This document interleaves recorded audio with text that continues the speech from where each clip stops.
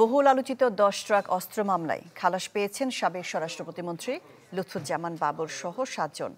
৬ জনকে দেয়া হয়েছে ১০ বছরের জেল আর যাবজ্জীবন কারাদণ্ড দেয়া হয়েছে সাবেক উলফা নেতা পরেশ বড়ুয়াকে। রাষ্ট্রপক্ষের আইনজীবী জানিয়েছেন, বিপুল অস্ত্র কারা এনেছে তা তদন্ত কর্মকর্তার প্রতিবেদনে উঠে আসেনি। বছর শেষের খুশি নগদে হবে বেশি। নগদ পেমেন্টে নির্দিষ্ট ক্যাটাগরির কেনাকাটায় ৩০০ টাকা পর্যন্ত ক্যাশব্যাক। ২০০৪ সালের ১ এপ্রিল চট্টগ্রামের CUFL ঘাট থেকে আটক করা হয় ১০ ট্রাক ভর্তি অস্ত্রের চালান। দেশের ইতিহাসে আটক করা হয় সবচেয়ে বড় অস্ত্রের চালান। কারা এনেছিল অস্ত্র, কারাই বা মূল পরিকল্পনাকারী, তা উঠে আসে প্রাথমিক তদন্তে।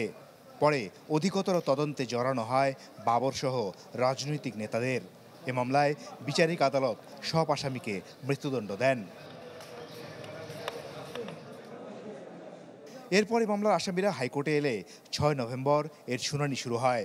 বুধবার যা রায় দিলেন হাইকোর্ট বলেন, ন্যায় বিচার নিশ্চিতে সঠিক তদন্ত হওয়া জরুরি, কিন্তু এ মামলায় তা হয়নি।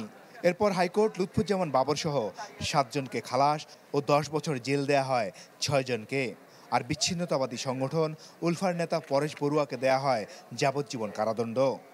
জনাব লুৎফুজ্জামান বাবরকেই মামলার প্রধান আসামি করা হয়েছিল দ্বিতীয় তদন্তের ভিত্তিতে। এই জনাব লুৎফুজ্জামান বাবরকেও আজকে খালাস দিয়েছেন এই কথা বলে যে তিনি রাজনৈতিক উদ্দেশ্যের ভিকটিম শিকার। খালাস হয়েছেন রাজ্জাকুল হায়দার, খালাস হয়েছেন মহসিন তালুকদার এবং খালাস হয়েছেন AKM এনামুল হক। একই সাথে এই খালাসের মধ্যে মৌলানা মতিউর রহমান নিজামী এবং নুরুল আমিন, যিনি তখন সেক্রেটারি ছিলেন শিল্প মন্ত্রণালয়ের, এবং যার মামলা অ্যাবেট হয়ে গেছে, মৃত্যুবরণ করেছেন ব্রিগেডিয়ার জেনারেল আব্দুর রহিম। আর যাদেরকে ১০ বছরের সাজা দেওয়া হয়েছে তারা হলেন আকবর, লিয়াকত, শাহাবুদ্দিন, হাফিজ, মঈনুদ্দিন, হাজি আব্দুস সোবান। তাদেরকে ১০ বছরের সাজা দেওয়া হয়েছে এবং যাবজ্জীবন সাজা দেওয়া হয়েছে পরেশ বড়ুয়াকে। সম্ভবত পরেশ বড়ুয়া আগেই বন্দি বিনিময়ের চুক্তির অংশ হিসেবে বাংলাদেশ থেকে তাকে ভারতে নিয়ে যাওয়া হয়েছে।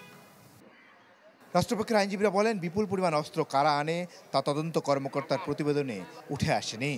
তবে রাষ্ট্রপক্ষ এই মামলায় দাবি করে ১০ ট্রাক অস্ত্র তো আর পাখির মুখ থেকে পড়েনি। এমন যুক্তিতে রায়ে হাইকোর্ট বলেন, এই অস্ত্র কারা এনেছে এটা তদন্ত কর্মকর্তার তদন্তে উঠে আসেনি। এই জায়গায় আমি বলবো যে হ্যাঁ, এটা ঠিক, পাখির মুখ থেকে পড়েনি, এটা কেউ না কেউ এনেছে। কারা এনেছে সেটা তো রাষ্ট্রপক্ষ তাদের তদন্তে ব্যর্থ হয়েছে প্রমাণ করতে। এই মামলার সঠিক তদন্ত হয় নাই। কারণ সঠিক তদন্ত হয় না, এটা একেবারে দৃশ্যমান, apparent from the face of the record, as because যে এগুলো কোত্থেকে আসলো, কারা আনলো এবং কোথায় যাবে সে সম্বন্ধে কোনো কিছুই নাই।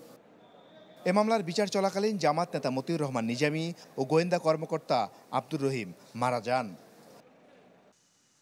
মাসুদুর রহমান, চ্যানেল 24, ঢাকা।